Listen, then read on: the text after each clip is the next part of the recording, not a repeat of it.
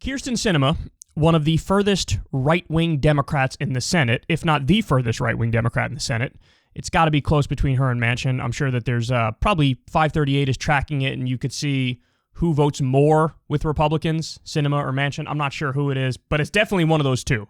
There are others that are close, but I think they're the worst. Anyway, she wrote an op-ed, and the op-ed basically says, I want to keep the filibuster, and now let me go ahead and make some arguments as to why I think that's the right thing to do. So, I mean, the op-ed is silly. The op-ed is ridiculous. Not a single thing she says in the op-ed is accurate. You'll notice this. When people talk about maintaining the filibuster, they use this like faux intellectual, lofty, highfalutin rhetoric. And they act like this is to preserve our democracy. Yes. But then you read the history of the filibuster, and what they're saying is just wrong.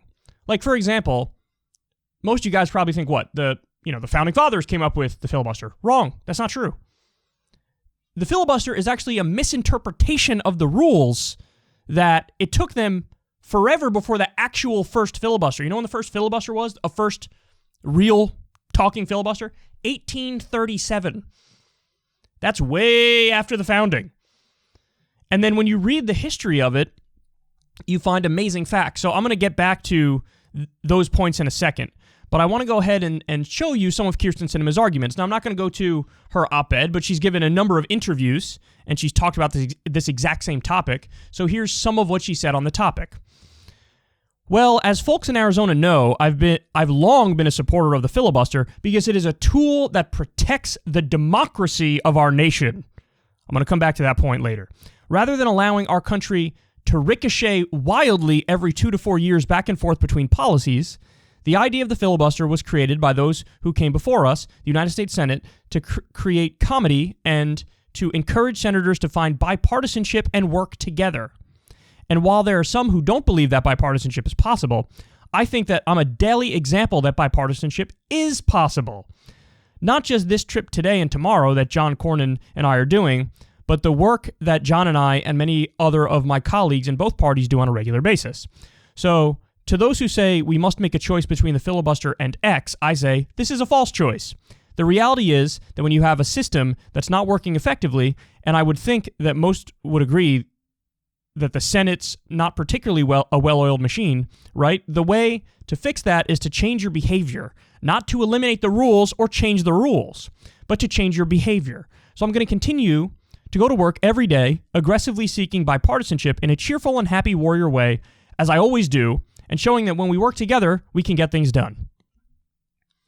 The core of this argument is something that has always driven me crazy. This idea that bipartisanship is definitionally good. So in other words, the substance of it doesn't matter, according to these people. Just the fact that we're doing bipartisanship is good. I mean, that's so easy to debunk, it's ridiculous. For example, I remember not too long ago, there was a bipartisan bill where Democrats and Republicans agreed to further deregulate Wall Street. Now, is that a good thing because corrupt Democrats and Republicans agreed to it? Of course not. Of course not. Now, are there examples of good bipartisanship? Yes, but every time there's been good bipartisanship, it's on the terms of the left. So, for example, when Bernie Sanders worked with Mike Lee and they tried to end the genocide in Yemen, the U.S. support for the genocide in Yemen, we got that through. Now, Donald Trump vetoed it because he's a monster and he's bought by Saudi Arabia, but that was an example of good bipartisanship.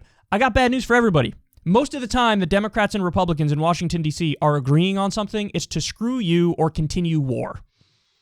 So beware bipartisanship, because most of the time they're agreeing on the terms of the right. So this notion that like bipartisanship is inherently good is just lazy. It's just lazy. We came to an agreement, so therefore the agreement must be right. Not if everybody in the room is unreasonable or everybody in the room is corrupt. Then when you guys agree, it's terrifying. In fact, Barack Obama apparently recently said, oh, I support Joe Manchin's compromise voting rights bill. This compromise voting rights bill, guys, I got news for you. That includes voter ID laws. Why would you agree to that? Why would you agree to that when we know that voter ID laws are a ruse to try to suppress, turnout. That's what Republicans do. So he agrees to something that's bad, and then, by the way, what happens? In that instance, I don't think any Republican has hopped on board. So you agree to the shittier proposal, and then you still get your eyes spit in. What are you doing? But this is part and parcel of being a corporate Democrat. Now, I want to get back to the first point, because she says, I've been a supporter of the filibuster because it's a tool that protects the democracy of our nation. Regardless of what you personally think of the filibuster, it is by definition undemocratic, small d democratic. Because the whole point is a simple majority is not going to get you a victory. The whole point is you need 60 people in a 100-person body. How can you argue that that's preserving democracy when the whole point of the filibuster is to be undemocratic?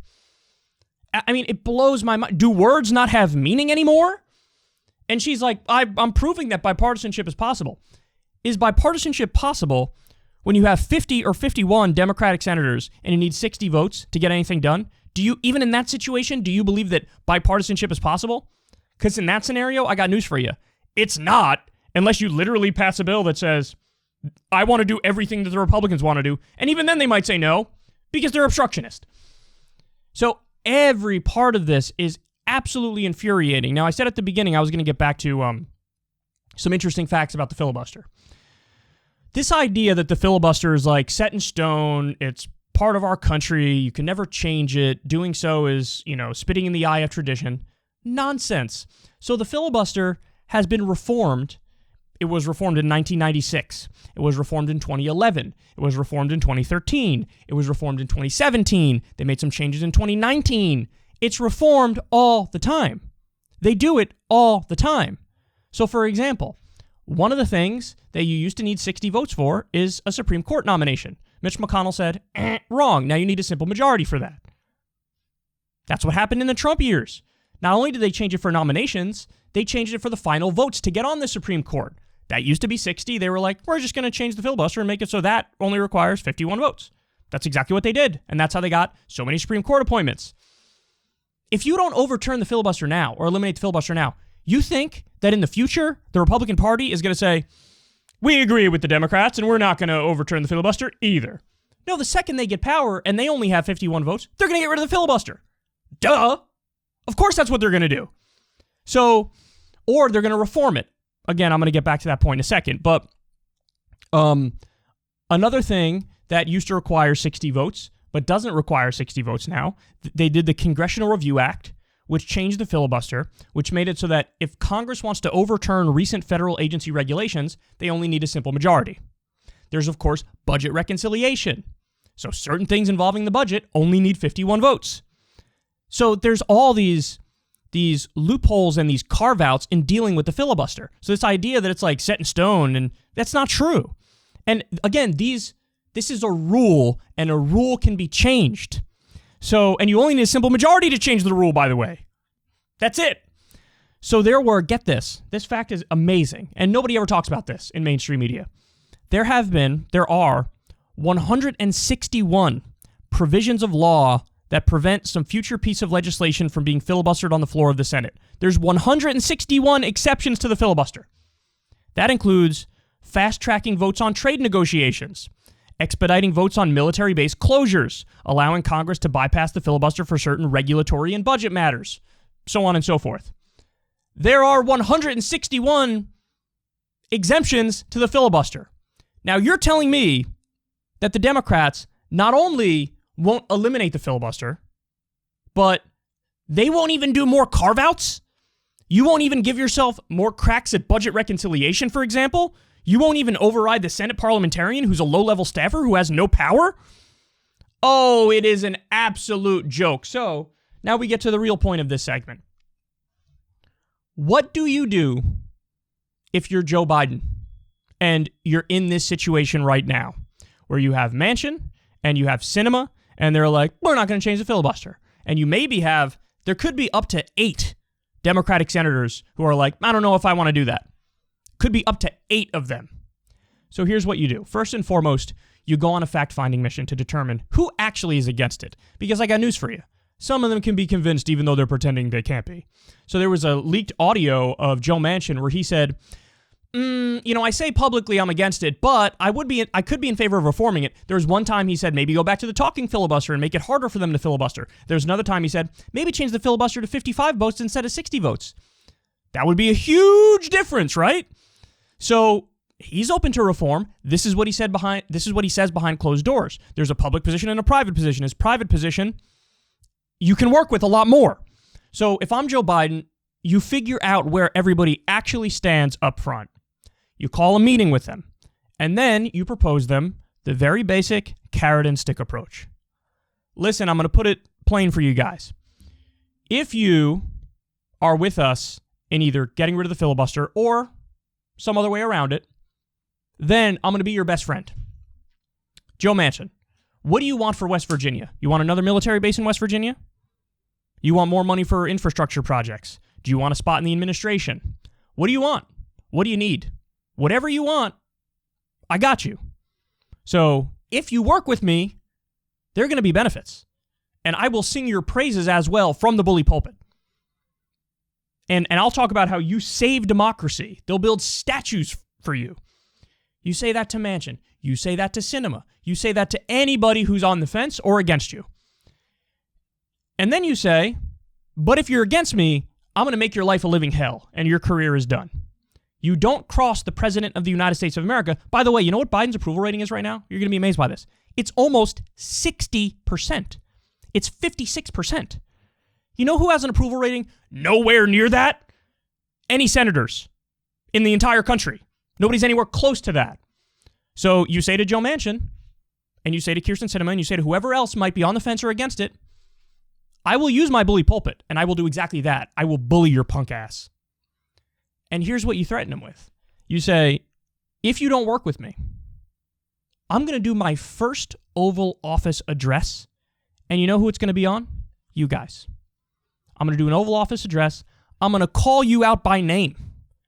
And I'm going to say, you're destroying democracy. And that getting you out of office is our number one priority. And we're going to fund primary opponents against you. And we're going to do everything we can to get you out of there, make sure you have no career afterwards, and make you a national pariah. That's what you do if you're Joe Biden. Now, understand something. If you do that hard sell, and you say, you have to be in favor of eliminating the filibuster. That's what I'm talking about here. Eliminating the filibuster. And if you aren't, then this is what I'm going to do. You know what'll happen? You give them 2 or 3 days to think about it, right? Go ahead. You're dismissed. Get them out of your office. They're going to call you back. And you know what they're going to say? Joe, what happened was the sun was in my eyes, and me and Craig and them was down by the Safeway, and when I was talking to everybody about the thing in them and stuff, I want to make a deal. I want to work with you. And that's when the ideas will be brought up. What if we just reformed it back to the talking filibuster? I could support that. They're going to buckle. They're going to fucking buckle. Without a doubt, they're going to buckle if you give them the offer they can't refuse. And that is an offer they can't refuse. And so instead of saying, okay, I'm in favor of eliminating the filibuster, they'll be, okay, I'll do the talking filibuster, or I'll change it to 55 votes, or I'm in favor of, giving us 10 cracks at reconciliation and ignoring the parliamentarian when the parliamentarian says you can't do X, Y, or Z. We'll override that. That's what'll happen. That's what'll happen. There are other things you could do too that were interesting proposals. Like instead of changing the rules so that instead of like having one person be able to filibuster, you need like 3 or 4 or 5. Like there's other ways to reform it, to change the rule, to make it so that you're seriously weakening the filibuster. So they will counteroffer with something. And then when they counteroffer with something, Biden can either counteroffer again and make it, hurt the filibuster even more, or he can accept and say, you got yourself a deal. We're going to take the filibuster as it currently exists and reform it back to the original talking filibuster, which will greatly limit the number of times Republicans can filibuster. Or we'll have 10 cracks at budget reconciliation instead of 2, whatever the fuck it was. And that'll mean you'll get a lot more of the agenda passed. But if you don't do the thing I'm describing, I need everybody to understand this very clearly. Biden's first term is completely over. Completely. The only way it wouldn't be is if Biden suddenly grew a spine and grew some principles and decided, through executive order, I'm going to legalize marijuana. Through executive order, I'm going to eliminate student loan debt. Because there's a lot of things he could do through executive order, and he's the commander-in-chief. He could actually end wars instead of just talking about it and reducing. So there are things he could do, but all the indications are he's not going to do much else at all through executive order. So if we don't have some movement on the filibuster, the rest of his term is over. It's done. He's not getting anything else done. And so when you look at that fact, it's beyond hilarious that there were all these articles saying he's FDR 2.0.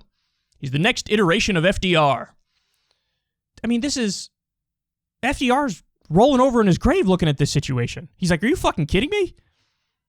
You're not going to play hardball with these politicians? You're not going to twist their arms? You're not going to find a way to get them to support some sort of reform to the filibuster that's real?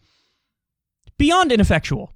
But now, here's the most damning point of all of it. I give you all this, what Biden should do about the filibuster. But the fact of the matter is, he's not even in favor of getting rid of the filibuster.